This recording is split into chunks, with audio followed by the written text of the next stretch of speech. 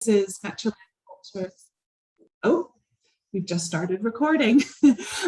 So yeah, just so you know, we are recording this evening's event. None of you are visible at the moment, so you don't need to worry about being recorded without intending to be. For those of you who have access needs, you can see that Vivi, our BSL interpreter, is available. And it's also possible to see a full transcript. This is an auto transcript of the event as we go this evening. You just need to click on the transcript button at the bottom of your screen to enable that. So thank you very much for being with us. My name's Lauren and I'm the head of program at Metroland Cultures. I'm just going to give a little bit of a kind of introduction to how we got here and how this evening will unfold. And then I'll welcome the rest of our panel to take it from there. So this is our second conversation on visibility, and the purpose of these is really to begin setting out some of what we want to do here at Metroland Cultures, which is to create spaces, to have conversations, and do activity, arts and cultural activity that it really comes out of Brent and making visible the richness of this borough. So today's conversation is the second. The first one was on gathering last month. And we'll be looking at the theme of moving. What can we learn from movements past and present? And how does the movement of our bodies help facilitate the movement of our ideas and conversations? So we have a really fantastic group of people to have this conversation with this evening.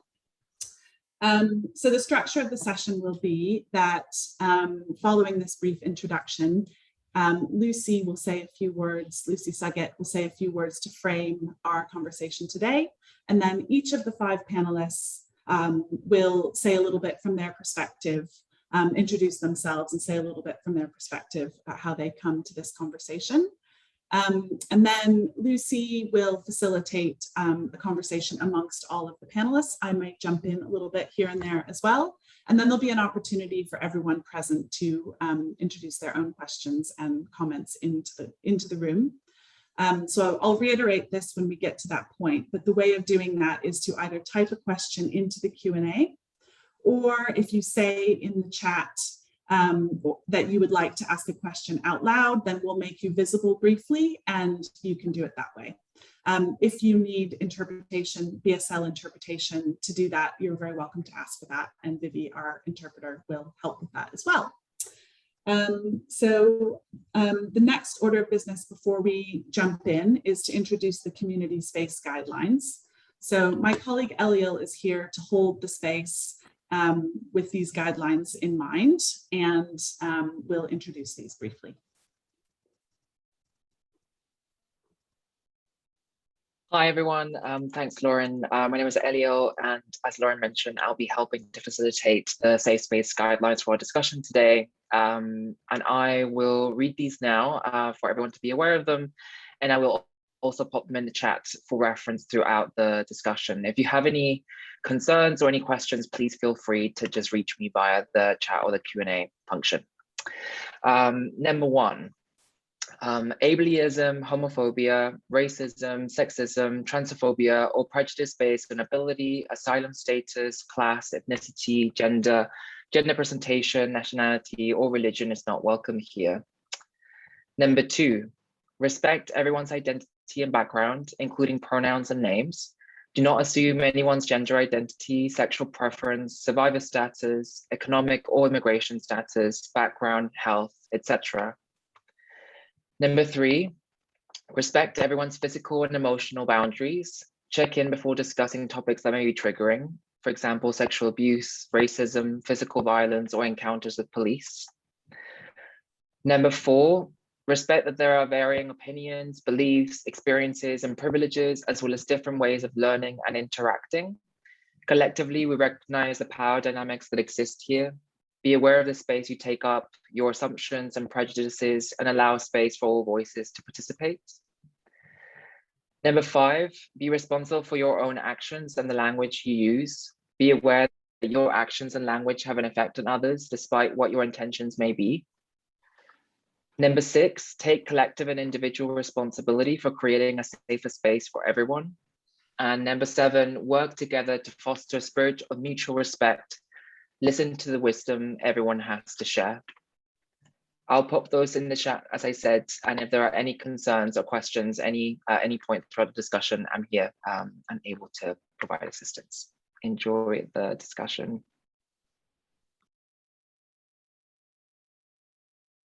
All right.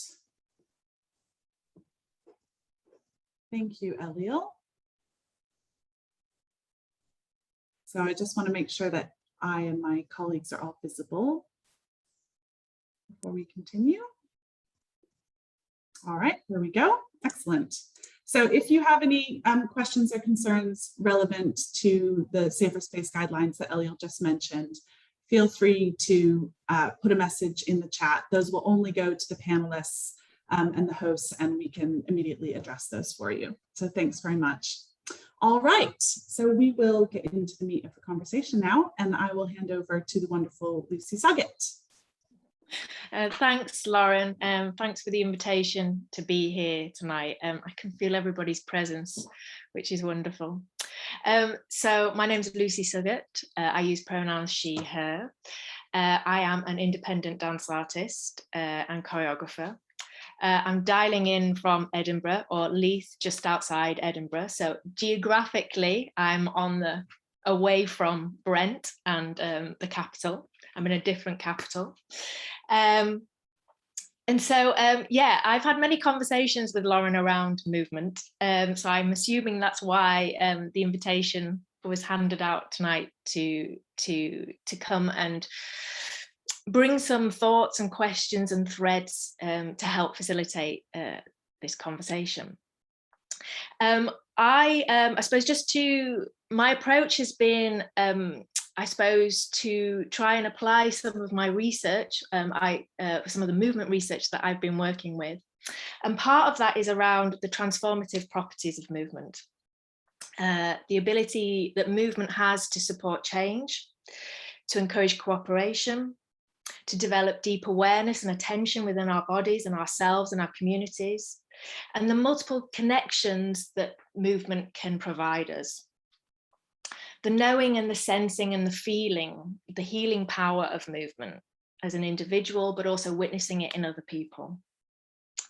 And I'm also very curious about the kind of organizational properties that movement choreography and dance has, and how this can transfer into other areas of society. And you could say that I would like to think that perhaps society could enter one day into a state of dance, and what that would look like. When I'm thinking about movement, I'm thinking about it across a broad spectrum, from the minutiae of breathing to the absolute stillness, to virtuosity and intricacy, to joyful celebration, but also to exhaustion. Also, movement, thought, and language often feel closely related as well. So perhaps movement is a series of ideas that never take a physical form. So I'll hand back over to Lauren, but this is my sort of thinking and offerings into the space, into the framework of the conversation. Thanks, Lauren. Thanks, Lucy. And you're right, our many conversations are definitely present and informing the framing of this discussion, the invitations we've offered, etc. So thank you so much for being here. We didn't actually come up with an order before, sorry guys. So let's see, Errol, are you happy to start? I'm just going from right to left on my screen. Okay. Sure. Thank you. Where should I start? So my name is Errol Donald, as you can hopefully see on screen. And I'm the founder of a consultancy, a creative consultancy called Mindspray, which brings together expertise from the arts, education, and the cultural sector to primarily do two things. So the first is to reclaim spaces for cultural storytelling, and also to create new ways for people to navigate spaces for learning, development, and professional practice. And so the idea for Mindspray came out of my own experiences as a as a young creative, searching for like-minded people. I was born and raised in Brent, and sort of entered arts education around the same time as hip hop culture arriving to our shores from the US. And as someone who was still searching once I got into sort of traditional arts education, hip hop was a breath of fresh air, and challenged a lot of the ideas that were being taught to me, and invited me to think very differently about creative expression and creative practice. So Mindspray gives me an opportunity to primarily work with young people to help them to find spaces where they can speak to their own personal experiences in a way that has value for them, but also to work with organizations and different bodies to perhaps be more informed about where creativity comes from, and how it's valued, and what they can learn from opening themselves up to audiences and individuals and practicing artists and developing artists who work in a very, very different way. So having kind of navigated a lot of different spaces, I kind of feel like I've got a really unique opportunity and a unique insight into the challenges that people face, both in telling their stories, but also navigating those spaces. That's me. Thank you so much, Errol.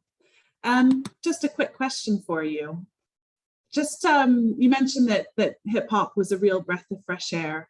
Would you be able to say a little bit more about why that was so important to you, and perhaps in relationship to the conversation here, where we're sort of talking about movement and talking about the movement of bodies and also the movement of ideas? I'm curious about how that's informed your work coming out of hip hop up until this point. I guess there are a couple of shifts really. So one, it was, so growing up in West London, you know, I was exposed to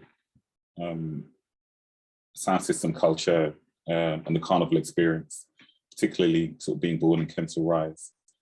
But I was always aware that that was kind of the older kids, the older cool kids, and hip hop kind of allowed a sort of younger generation to kind of access spaces and access creative practice without it had its own rites of passage, but without the kind of ritual of exclusion. And so what was interesting about hip hop was everything was outdoors. So MCing, dancing, DJing, graffiti art, all of those things happened outdoors.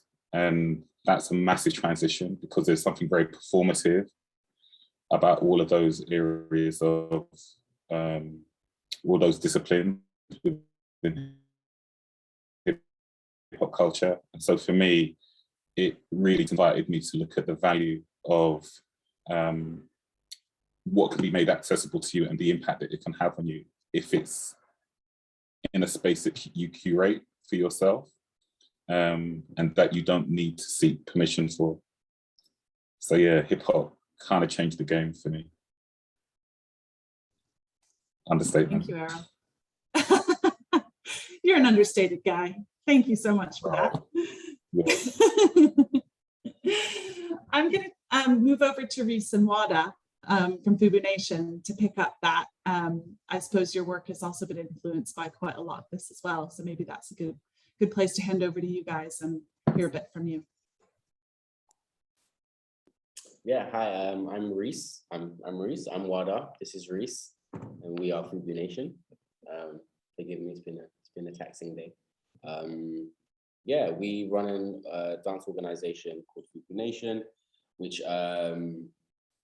predominantly operates in very contemporary spaces. We consider ourselves to kind of be contemporary choreographers, but similarly have a very strong root and foot in the door with the hip hop scene in the dance world. And it's kind of how I think we both came to adopt a dance practice and kind of found ourselves as movers very early on, before then kind of moving into more vocational styles of training. But that hip hop foundation has always remained quite integral in what we do. It still is a very strong element of what we do and how we do it, and also what kind of sets us apart a little bit in the spaces that we engage with. Yeah, and with that, I'll just say a little bit more about organization. So we are Brent based as an organization, but we do quite a bit of work outside of London and the UK. We have three strands to our company, which are centered around outreach, performance, and then film work as well, which is more on the commercial side. So we kind of dip our toes in all of these pools. And for us, I guess movement is something that we started with hip hop, and we found opportunity in, you know, as young boys from Brent, we found a lot of opportunity similar to what Errol was saying, with many platforms that we wouldn't have been available to us unless we kind of got involved with hip hop and street dance. And from then we found more opportunities and started to step into the contemporary world, and went on to study at conservatoires, the plays, and now we are teaching at these conservatoires, but also sharing our work within this wider context. So there's a large, well, I guess a long backstory from hip hop to the point where we've arrived today. And it's something that we still hold with our practice, even though it's quite contemporary heavy, but we're always, every day when we're kind of teaching and sharing our practice, we're always referencing things that just haven't been taught in contemporary that we find so naturally, because it's kind of embedded and rooted in the way that we move. And I guess with our relationship to movement as an organization, I'm really glad that the topic is movement and not specifically dance, because we do try to say to a lot of dancers to not focus on dancing as the priority of what we want to do. And we really try to focus on moving and trusting that that will naturally inform the dance that's happening within the context. And yeah, not focus on the side of the spectrum, which I think Lucy touched on earlier, of virtuosity, and more about experience and these kind of things, which I think works in our favor, because we work in so many different strands and with so many different types of people and ages. The practice is focused on movement, which means it kind of transfers to like so many varieties of people. Yeah, and I think just to maybe add and finish off the back of that is, yeah, I think there is this very distinct thing with what we like to do as approaching our art form of dance as an experience through movement, and not necessarily like this, not an act of performance, which I think what gives a lot of people anxiety, sometimes makes it feel quite exclusive, or like you're not a part of that club, or you have to have, I don't know, acquired X amount of skills, or been in certain spaces and trained with certain people, and it can shut a lot of people out of the dance world. So we do kind of really try to pull it out of that, and do make it more, we do make it more about movement is an act of experience. And like, if you tune and hone into the human behind the act of moving, then there's a place and a space for everyone to kind of find something within that, and to feel as if they belong. Thank you, guys. That's fantastic. Really great introduction to your relationship to what we're doing here. Jalal, would you be happy to chime in and tell us a bit about yourself and what you're up to and how you relate to this? Sure, I'd love to. Thank you. So my name is Jalal Afhim. I'm a Tai Chi practitioner, and well, I practice Tai Chi for healing and anti-resistance, which when I say that, people kind of raise an eyebrow and kind of wonder what that is. So I'll tell you a little bit about maybe my sort of Tai Chi journey, and then how that connects to movement and the topic of today's event. So I've been practicing Tai Chi since around 2005. I traveled to China in 2005 and spent a number of months living in a Tai Chi school. in a place called Chen Jiagou, which is also known as Chen Village, and I suppose it's the Tai Chi version of a conservatoire. So it's a place where Tai Chi's been taught for generations, and by a small number of families that kind of since the 1980s have started teaching outside of their families and clans. And I've been practicing ever since. I spent about 8 years in China, came back to the UK in 2013, and quite recently I've been practicing Tai Chi, continually since traveling to China. But quite recently I've started to see the depth in Tai Chi as a form of movement that really has a lot of ways in which it can support people, in which it can bring people together, in which it can encourage people to connect in a meaningful way. And it's an art form and a form of movement that really helps connect people to their bodies and their personalities, and to integrate those things a little bit better. More recently, I worked in universities for a number of years after coming back to the UK, and I started to see how they're rigid and stifling some of our institutional spaces can be. And for me, Tai Chi really carried me through some of the sort of experiences that I went through there, and just gave me a kind of an anchor to an embodied kind of movement and a way of being that allowed me to float above a lot of what was going on. And I started to realize that what a gift Tai Chi was, and how I'd quite like to share that gift and help other people to draw on it.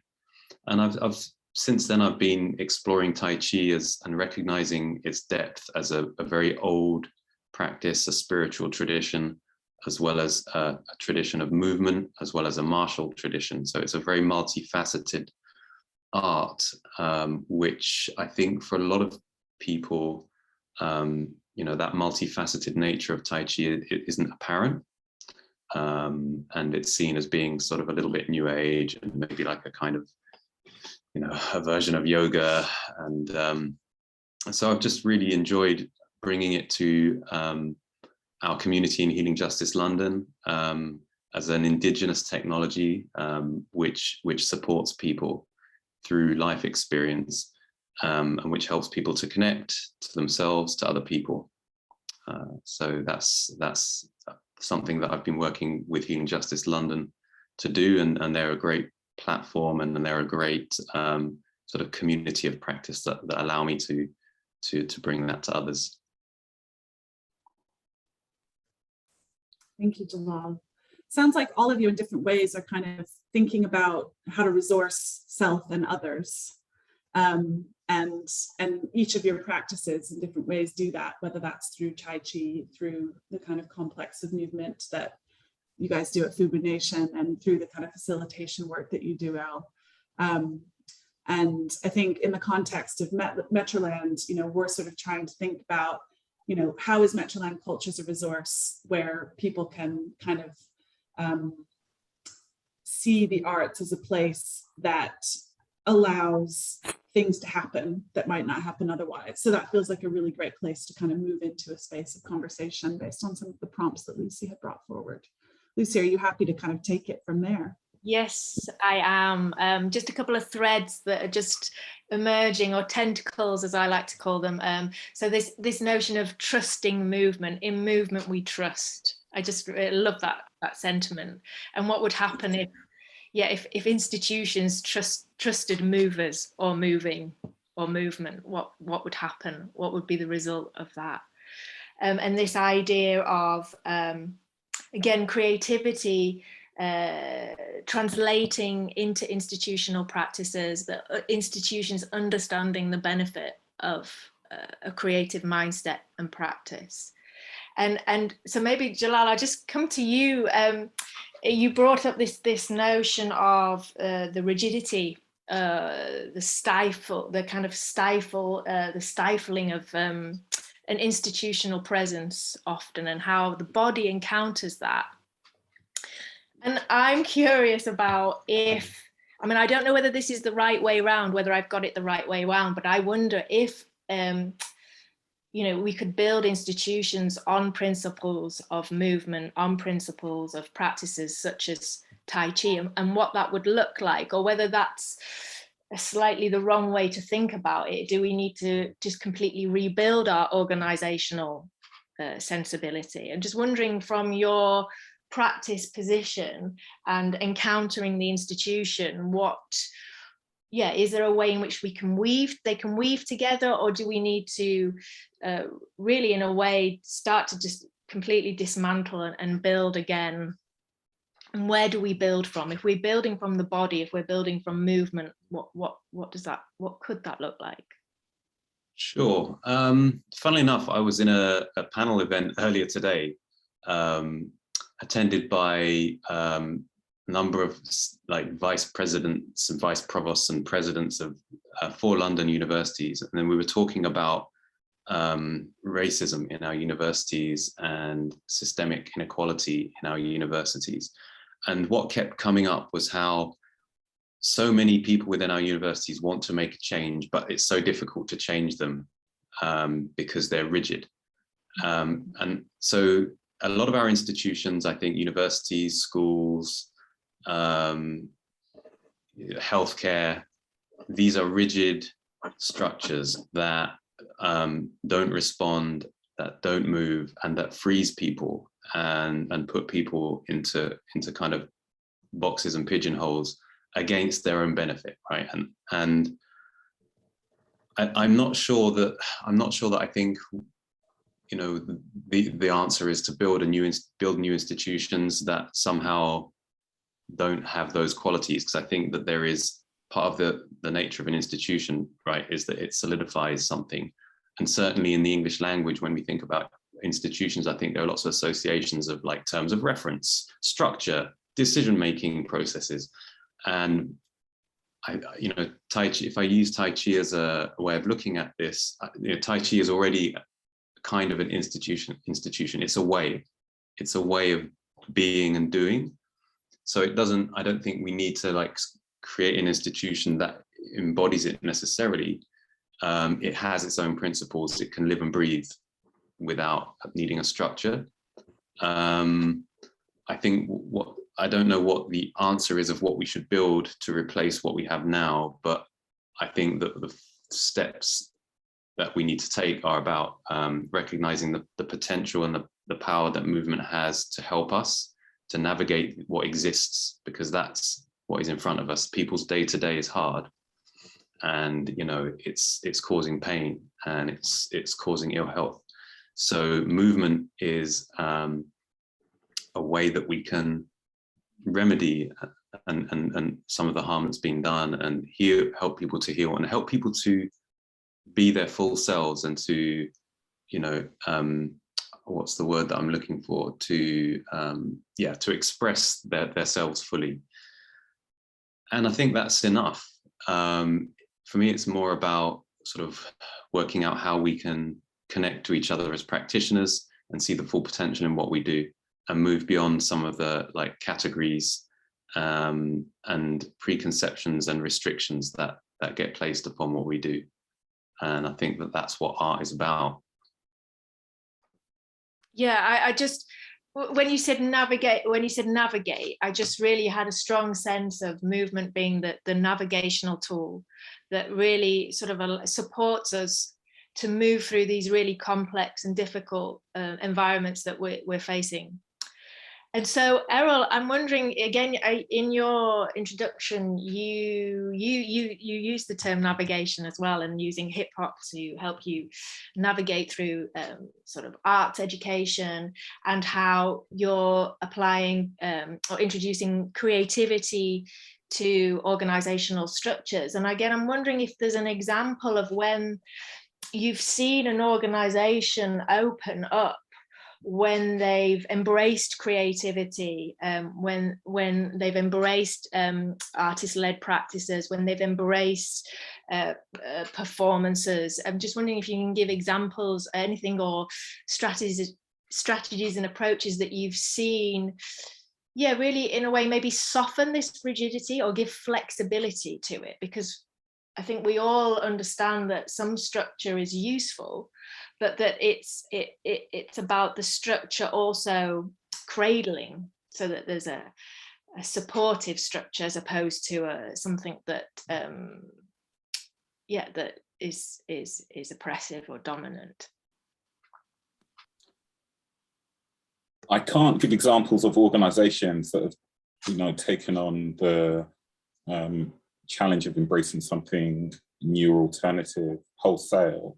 I've worked with individuals who operate, who work within organizations who are kind of like sort of brothers and sisters in arms, so to speak, because, you know, they're people that you can collaborate with and perhaps have conversations without needing to explain yourself or justify your perspective. So there's a kind of equality in the conversation, which makes for, you know, much more fruitful collaborations. I think the challenge of organizational change is a much bigger question and a sort of challenge for everyone involved, really, just because practices are so embedded and have been embedded for such a long time that to expect change overnight is perhaps not realistic. But also there is something, for me anyway, coming from where I have and having had the experiences of trying to kind of change organizations from within, is that perhaps it doesn't necessarily need to start with this idea of changing organizations. So I think there's something about looking at our relationships to organizations and just beginning to question the impact that they have, just in terms of that kind of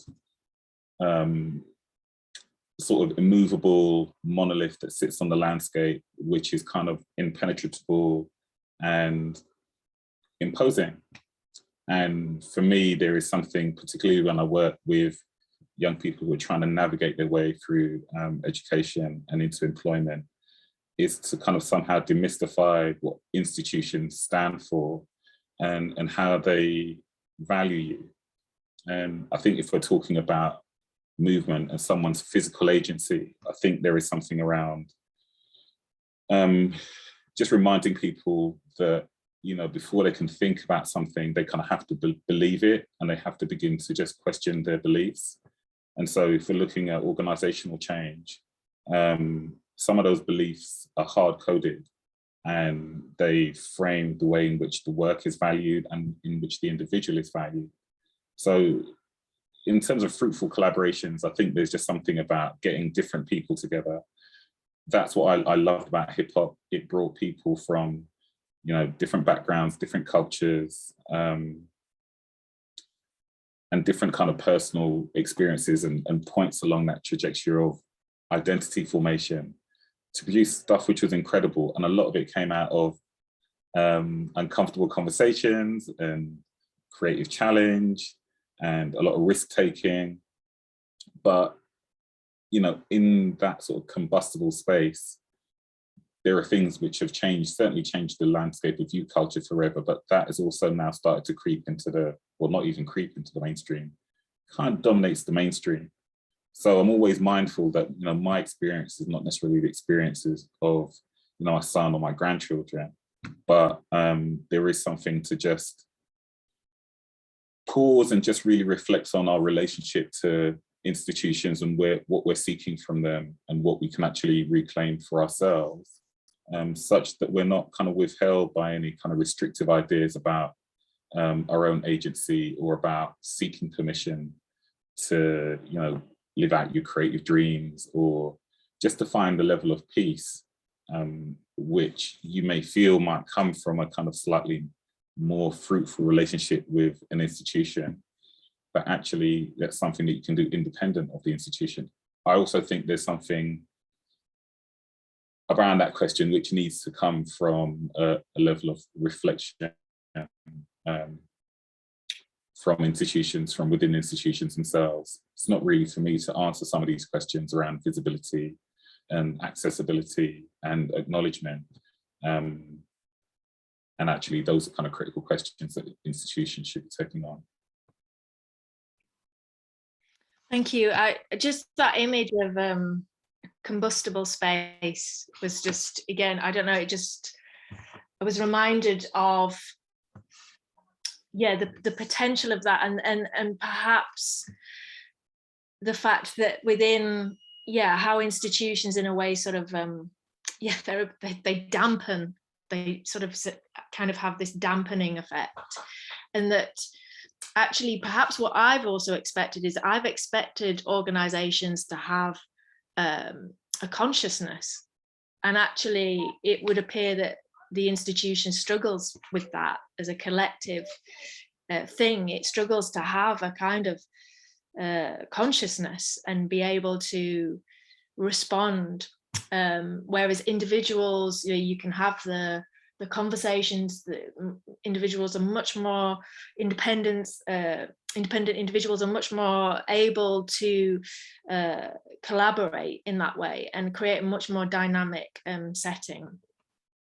So I want to move over to, oh, you've moved around my screen, but FUBUNATION, if I can move over to you about, maybe just putting a bit of a professional dance lens on things now. There's a couple of things that sort of came to my mind as Errol was talking, and one of them is this sort of, I suppose, this pathway towards professional dance via the conservatoire, like this idea that there is only one way with which you end up being able to call yourself a professional dancer, which has been something that I know I personally have struggled with, because I couldn't do ballet, I couldn't copy people.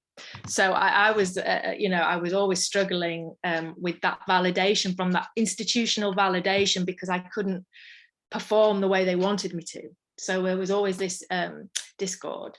So these kind of other ways of accessing movement. But also I'm concerned that within the sector, that because of the shrinking resources and the kind of difficult or complex environment that we find ourselves in right now, this sense of is dance becoming a luxury? Is movement and dance becoming a luxury as opposed to a necessity?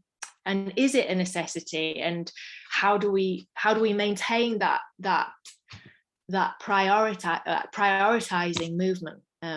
So it's these ideas. So I'm wondering if you could talk about these ideas of these professional pathways, your experiences from hip hop to conservatoire, but also this idea of the pressure of the shrinking resources, the pressure of that relationship and that power dynamic, especially when institutions seem to hold so many of those resources. If your experiences of that as you're emerging through this. It's quite a loaded question. Yeah, sorry about that. I mean, you can also just transform that. You can take it and transform it into just land on one thing. Please feel free to just bypass. I just have to sit with it for a second. Yeah, I think there are expectations and preconceived ideas that we have around what permits you to be able to become a professional dancer. And it goes back to what I was saying earlier about the dance world can be quite exclusive in the sense of what you have to attain in order to call yourself a member of the club, right?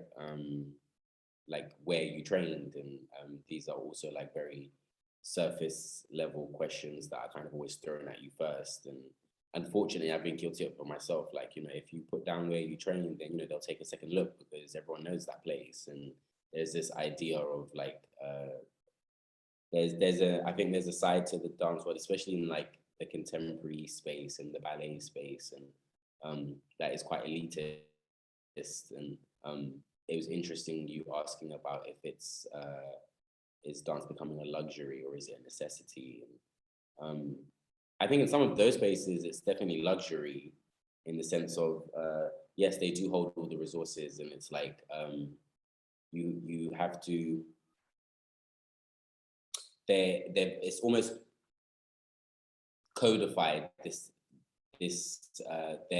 kind of the bubble or the space that they hold within the dance world is almost so codified and rigid, and it's specified to a T, and there's, like I said, there certain things you have to be able to attain and do and accomplish in order to rise to the occasion or to be able to call yourself a member of that club. But then on the flip side, I think for me, kind of coming from a background of like street styles and hip hop, and we were like dancing where we could get free space and like moving in community centers and like self-teaching ourselves and looking for our own opportunities to kind of just jump on stages and show what we had to offer. And so it's a very different experience of, I think that was, there's a greater sense of, I felt a greater sense of community around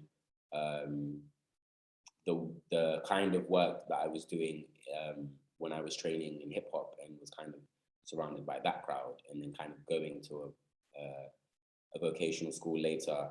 I felt the exclusivity of it, and although yeah, you have when you go off to training, you have a great time, you have a great experience, you meet people, but it's not the same. There's like there's an air about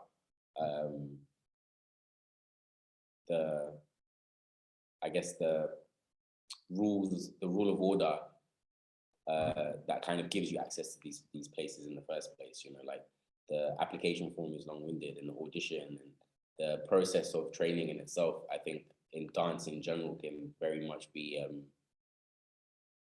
about what you said earlier, about proving yourself or trying to fit within this box that has kind of been laid out for you, depending on the context in which you're kind of, what type of movement practice you're engaging with. And I think for me, I started quite late for a dancer that kind of went to training contemporary, and I was a bit more of a mature student. So I think I had I was able to disassociate myself from that a little bit, and kind of really look into and spend my time and my energy in investing in the things that I felt like were fruitful for me. And I was also able to still participate and take part in the things that I knew weren't for me, but was like kind of able to have a level of thinking that allowed me to still enter the space, to have the experience, knowing that I would just kind of leave it in the room once I'm done with it. Whereas I think dance is quite it's a young person's sport. So I think for some of my peers around me that were a little bit younger than I was, and maybe didn't rationalize the experience that they wanted to have for themselves. I saw more of a friction and more of a struggle, and it penetrates deeper, and like there's this kind of blood, sweat and tearsness to the dance world that I don't really believe in. Like I don't think you have to bleed, sweat and cry so you can be successful and enjoy the art form that you're a part of. That's just me kind of wafting off the top of my head. I don't know if you want to add anything to that. I guess for me, when I was, I've met a few people that have studied at universities that have had really good dance careers, but they've had to be quite motivational. They've had to have a lot of drive for themselves to pick themselves up out of the floor and make something happen. And I feel like across the board, whether you are someone in a conservatoire or someone in a university, that's the case, period. And yeah, like a lot of people go to conservatoires, but a lot of people don't end up becoming successful dancers or just dance artists because they might lack that drive to kind of pick themselves up and allow movement to take them into some type of career that might not be what they had pictured in their head when they first went to study. So I think that's something to be said across the board, whether you're in like university or in a conservatoire. But this thing that Lucy mentioned earlier about ballet and how that's something that's not natural or doesn't feel natural to the body, and not being able to perform in a way that you're being asked of is quite interesting as well. Because I feel like now in the dance industry or in these conservatoires, they're really into the kind of cultural styles that exist outside of the contemporary space, and I've seen these institutions, but also dance companies lean towards movement practices and choreographers that have movement practices which are more based in hip hop or katak or you know, these kind of cultural styles that were overlooked in the past, and they're really trying to bring in more culture. And as lecturers at these universities as well, I've started to see them wanting more of that and less of the ballet, going from like ballet 5 times a week to twice a week, and just replacing the order of things a little bit. So I think they're also aware of that as well. And for us we've worked with professional companies recently and realized the limitations to that performance aspect of having this ballet background and performing in styles that are more classical, and how when you are approached with something quite new and a bit more rough around the edges, it's a bit more hard to adjust and change into this thing that's not maybe focused on the way it looks, but more the way it feels. And there's something about the training or this type of training that can really limit you in this new age. And I think there's a conflict there between people that are really kind of strong on that virtuosic side versus people who are kind of just feeling their way through and focusing on movement by itself. And yeah, the balance between the two is quite interesting for me. It's just something that I've seen across the board lecturing and also working as a choreographer with these companies. I think that's quite interesting. Yeah, I find that also in that perhaps movement has this expansive quality to it. And I would almost say at times through my own movement practice, I've also felt this scarcity into abundance. So this idea that you can start off with something and not really knowing where you're going, or something quite small, and then before you know it, it's unfolding in front of you because you've entered into this state of movement. You've entered into this deeper awareness, this deeper attention. Things become visible to you that weren't, that you're able to tap into multiple sources of information whilst sort of connecting to movement. So I also experienced that, how I've seen sort of dance or steps or sort of more sort of controlling or rigid forms of dance actually interrupt movement or interrupt flow, and that actually approaching it from a slightly different perspective can be really useful in terms of also this material, this sort of movement material that we might refer to, or the fact that the body experiences movement, it feels movement. There is I feel like there's such an infinite potential for that to sort of always refine it into a step can sometimes be limiting. And that this idea of a framework or a principle or a value which has a bit more space into it, or air or breath into it, can just be a little bit more expanded in that. Yeah, and just to add off the back of that, I think for us within the choreography and the framework that we create, we try to leave a lot of room for individuality. So we focus a lot on the rhythms and the textures and these things that can unify. And I think it comes from a real communal place of what we were brought up on with this hip hop element. But it's really about, the breath, the rhythm and the texture. And we try to have that as the kind of thing that unifies a group of people, so that even if they're all doing even if they're all doing something different, they're still the same in some type of way. And I feel like a lot of these institutions, dance institutions, try to kind of program the same kind of person to come out, and don't kind of prioritize that individuality. And I feel, yeah, that we're working in the opposite direction to that. And also just like that power that a group of people moving has, whether that's like in a social aspect, on a dance floor, on a stage, in a festival, like there is something very palpable about a group of people coming together and truly experiencing something together, and that reads. And I think that's what we try to tap into artistically, as opposed to the specificity of like material or choreography, or I think the choreography is in the intention, and as long as we are all moving from the same intent, then we're bound by a common experience. Yeah, I'm very interested in this communal act, or this gathering, which I think you all do and experience in your work, in your practices, and how to create space where, you know, the individual body and the collective body can coexist is really, I think it's something I'm always trying to unfold and understand and adapt, so that that can continue, so that the experience of bringing people together and sharing perspectives, even creating spaces where contradictions can come together and align next to each other, I think again is probably why my belief in sort of dance choreography and movement as practices, I feel like that can really facilitate that process, be it smooth, be it fluid, be it uncomfortable, be it combustible, all of those things.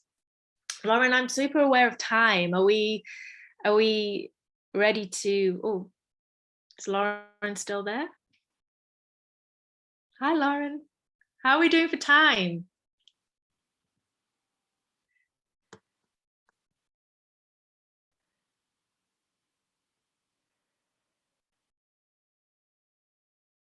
We're having a nice pause anyway.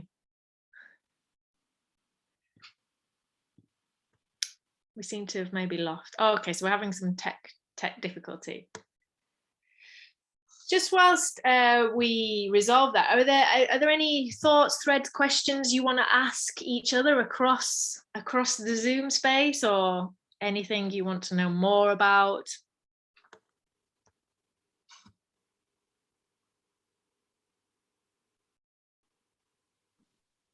Yeah, I've got a question that I'd like to put to, I suppose, all of my fellow panelists here, and this is just coming from a place of like wanting to understand and know more. Is in your professional, is part of your professional practice also around, because we've spoken a little bit about the spaces where dance practice is maybe to some extent like made difficult to access through certain institutions and procedures, and that it isn't necessarily always sort of democratically accessible. Is it something that you do in your practice to try and democratize, having studied in a conservatoire, having access, like, you know, people who are famous for their expertise? Is that part of what you are trying to do, is to sort of democratize it and use it to support ordinary folks who, you know, don't have access to those spaces? And if so, what's the potential, like, radical or transformational potential of that? Because, you know, I feel that this is a time when practitioners of all sorts and all disciplines potentially have a role to play, as we see what I see the kind of erosion of society in the UK in quite a harmful way. So if anyone wants to jump in on that one, feel free. Yeah, I think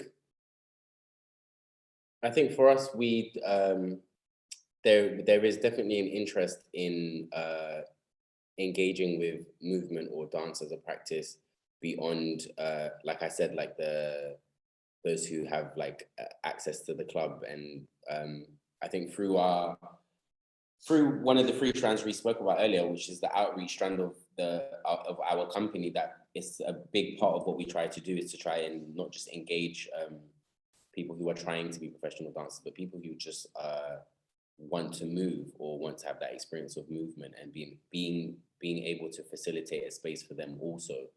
And I think we try to do that in a couple of different ways. And like this year, we worked with an ensemble cast of like over 60s who none of them have a dance background, or none of them were ever professional dancers. And we put together a live show with a cast of 9 people, all over 60. So it's this thing of like trying to do something that you wouldn't imagine it in that kind of a space. You wouldn't imagine an older, more mature cast of non-experienced movers coming together to put on a performance piece.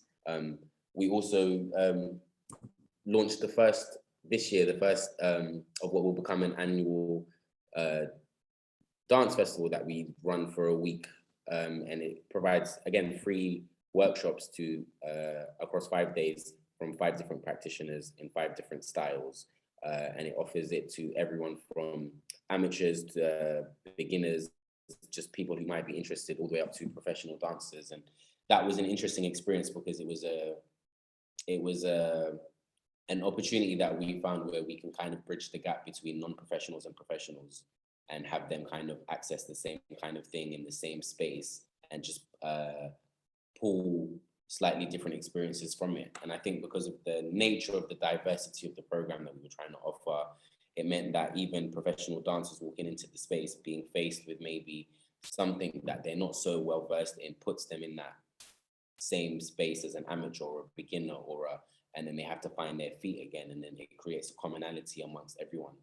And I think that's, a big part of what we are doing and what we want to continue doing, to kind of give access to everyone through movement, because I think it does belong to everyone, and kind of creating these spaces where we can kind of all come together and engage in it together, kind of shows that there's more similarities than differences. And once you kind of break down the preconceived notions that people walk into the room with, because I think that's most of the battle, is the idea of what I have to pull out now that I'm entering this class or this workshop, or I'm being taught by this person.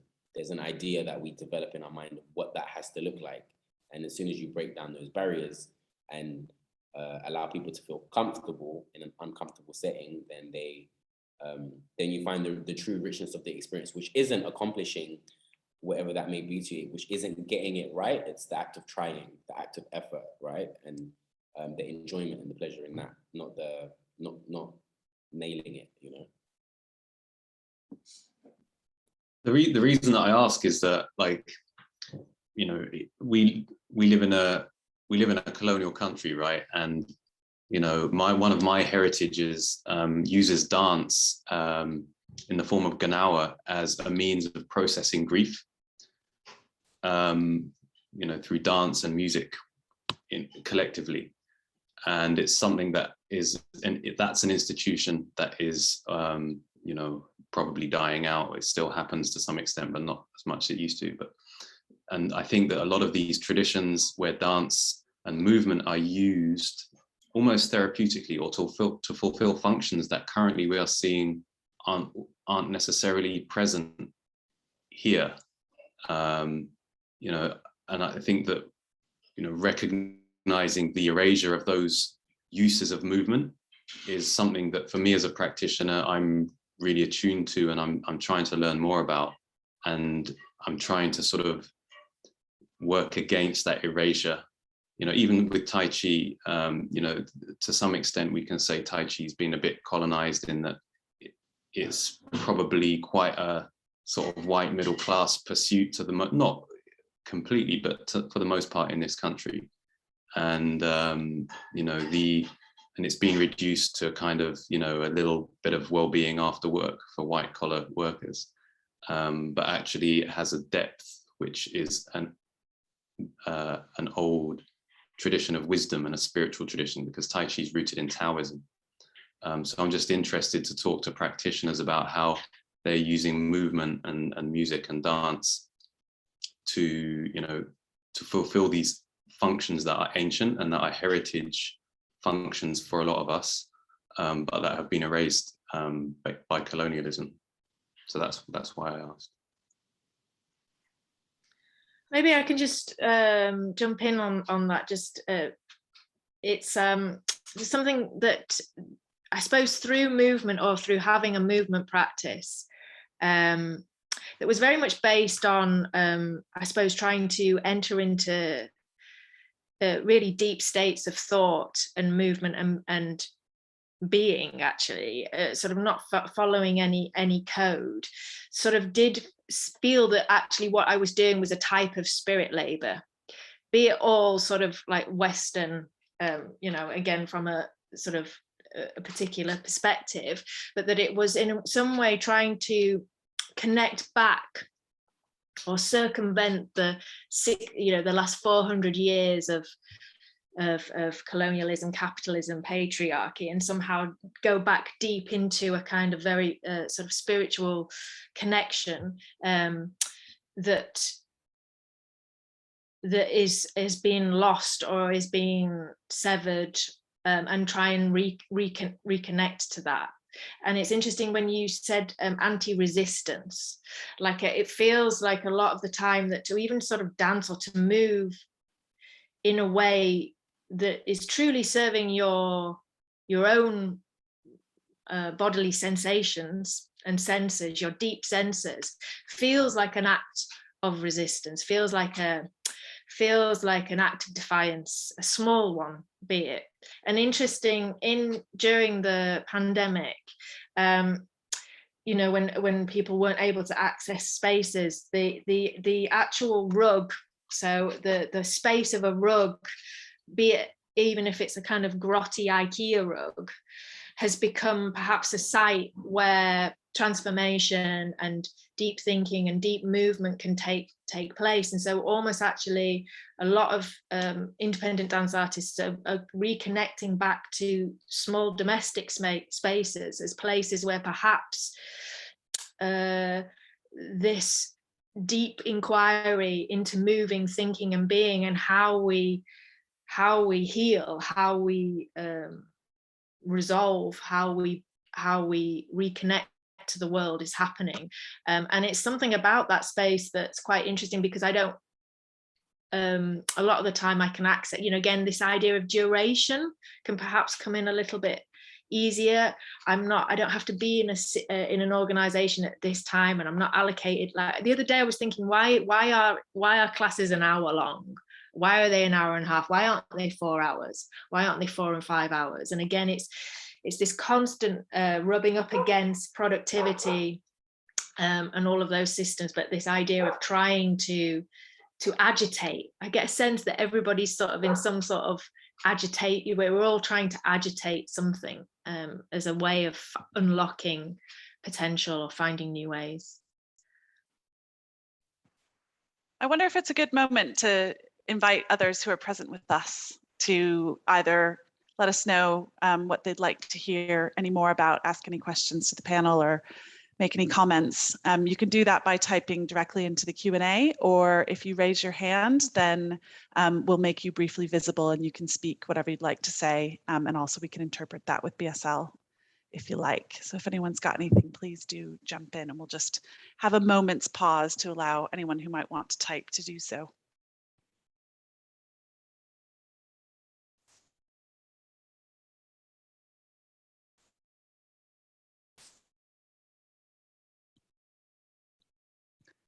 Goodness. Okay, so we have a fantastic one from Josie McNeil, which I will go ahead and just read out so everybody's got it in the space, if that's okay. So Josie said, first, want to thank all the panelists and organizers for holding this. The contributions have been rich to listen to. I appreciated it.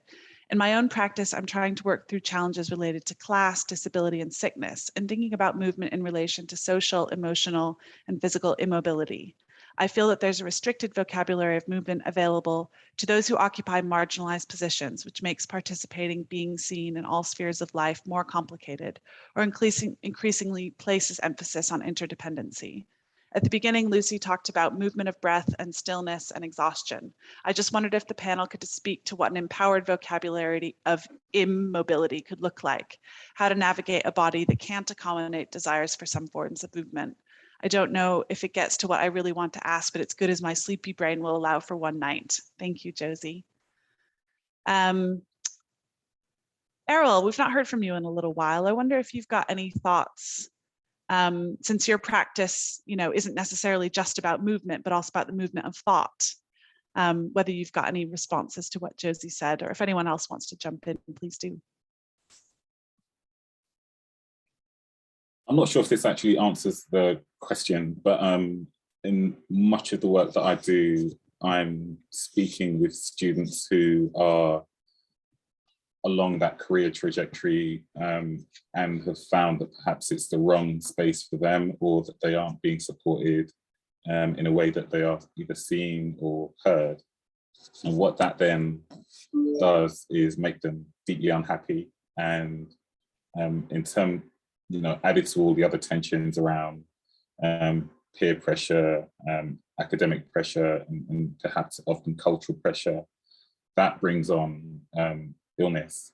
And so I think there is a kind of a space for intervention, or certainly a space to be able to access support for people either practicing or entering the profession, where we can have different conversations about approaches to practice and sustaining practice, which aren't really about meeting someone else's sort of value system, or fitting in with someone else's value system, or actually just being well enough to see out your sort of professional development or even your academic development. So I think there's something around perhaps those institutions that kind of determine that trajectory to perhaps be a bit more open to listening what's been going on, just how things have changed, how the landscape has changed, what different audiences are bringing to the conversation, and how those kind of conversations can be a little more informed to support people's emotional, physical, creative well-being. Thank you, Errol. I wonder if any of the others have thoughts on, the kind of practices relevant to that. Go ahead, Rhys. Just want to mention that there's real beauty in improvisation, and so much availability in improvisation in general through movement. And I think for myself and Waddah, in our creation, we always start from a place of improvisation, which isn't focused on the outside of the body, or we try to work within the realms that we have. But I think with some of the work that we've done, especially the Dance Me to Death performance that we choreographed on over 60s, they had limitations with their body, and working from this place of improvisation really helped us to, helped us to get them to a point where they are creating material based on their facility and their bodies and their ideas and their movement languages, patterns. And I find it a really good tool to move from that place when working with people with different limitations or illnesses, because then you can really measure what's necessary for them in that moment in time. And I know there's also companies that perform like Konduku, and they do like a lot of performances with people of different abilities and illnesses, and they might be worth checking out if you don't know of them already. But if you're facilitating a space, I find that improvisation is always a nice tool to start kind of from the ground and then see how far you can take it, as opposed to putting expectations on people and then having them meet that place. And I'd also just like to mention that even when we are working with anyone, we always, it's quite interesting actually, because people often move with their whole body, or move from the outside sometimes when we're doing workshops with people, and we always tell them to move from this place from which starts within. And it's a real kind of brain switch for people sometimes to drop what they're doing on the outside and start from the inside, and then go from there. And yeah, we've been finding a way to articulate it, but I think that's also an approach mentally to welcome people into, is to move from the inside, and that way we're not focused on what we're showing, but more focused on what we're feeling and what we have. Jalal, did you want to jump in? Yeah, I'll just jump in quickly and say that you know, I really hear what Errol said about how about sort of young people or people that are trying to move through the education system or into the labour market, often being made unhappy by their experiences. And going back to the sort of earlier topic of institutions, you know, this is one of the sort of harmful effects that our institutions have. We have institutions that are about winners and losers, and that don't see individuality and don't respond to people's visceral embodied needs. You know, when people go to school, the first thing they learn to do is to sit still, right, and wear a uniform. So I think that, you know, talking about an empowered vocabulary of mobility, this is a great concept, because movement we know that movement is beneficial. There's an increasing body of evidence and conversation in books that people are publishing about the importance of movement to our physical and mental health, the power of movement to heal wounds, psychic wounds, trauma. So, you know, I think what we need to do is just be really honest about the failings of our institutions, and equally honest about the potential of movement, whether it's dance, whether it's Tai Chi, whether it's boxing, to heal people, and to, you know, not everybody likes this, is going to connect to the same type of movement. So some people might like to dance hip hop, other people might like to do Tai Chi, and I think it's about recognizing that if we put a variety of paths into movement that just recognize the common importance of movement out there for people, and we fund it, you know, we need to fund these gaps, and we need to create alternative ecosystems. And sort of another plug for Healing Justice London, that's what we're doing in Healing Justice London. We need to create alternative ecosystems that mean that people who are struggling, young people, people that are marginalized, or people that don't lack movement in their life, can access movement through the great practitioners that are out there. So we really need to platform people who have a lot to offer and to share, and we need to fund that platforming of people. Lauren, can I just quickly just add into that? From a sort of independent dance artist perspective, from the age of 18, I've had bouts of chronic fatigue syndrome that were brought on by viruses, like post-viral syndrome or fatigue. And when you're chronically fatigued or in chronic pain, you know, obviously you can feel very wiped out, but the desire to move is still there, but also the pressure to move as well. I think what is emerging, which I feel really positive about, is again a testament, I suppose, to movement, because movement will embrace, or movement or choreography is starting to embrace areas of rest. And really implement them as valuable things, so that you can actually rest into your practice, you can rest into movement, you can bring that into your choreographic and performative approaches, and so yeah, in festivals, you know, sort of like, I think you know, maybe checking out something like Unlimited, chronic illnesses, and also I'm also hopeful of this the fact that during the pandemic, this sense of perhaps moving, if you are housebound or bedbound, moving from those spaces as valuable spaces to practice in and from, and giving that time. I feel like that is emerging. It's slowly, but it is happening. I don't know if that helps or answers aspects of your inquiry. I'm just mindful of time, so I think we will take a moment for one more question, and then we will need to wrap up for the evening.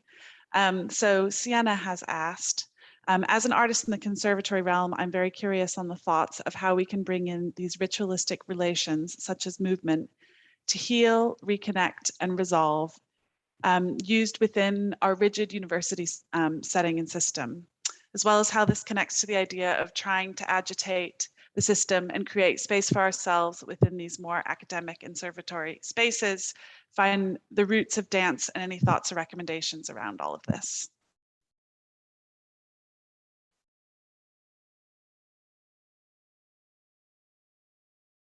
So something around how to heal, reconnect, and work within rigid systems through some of the things that you all are bringing into the space. I'm happy to jump in. Yeah, I mean, I'm going to reiterate a little bit what I said before, but yeah, it's good that we're talking about rigidity and constraints, and I just think that, you know, there needs to be I think there is agitation happening, and I think that, you know, there's a real surge of awareness of the potential of movement, and we just need to recognize that everybody, you know, needs movement, and it can come in many different shapes and forms.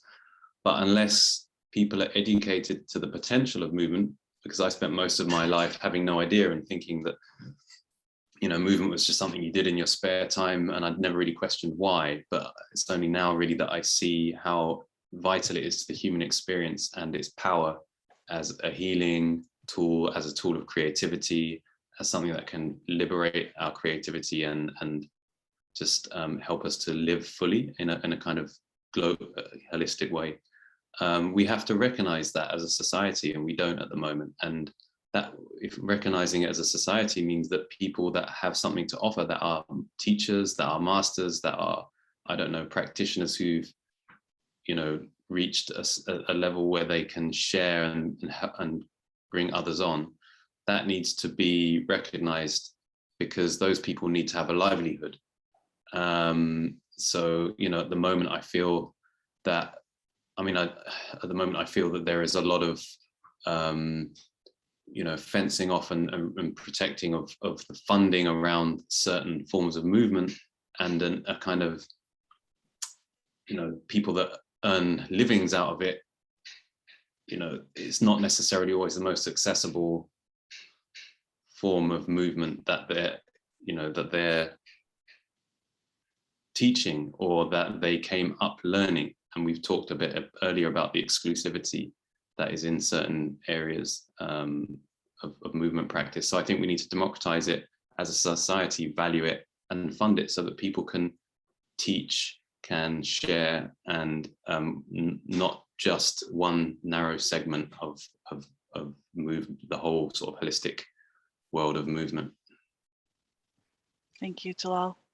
Any final comments from the rest before we finish?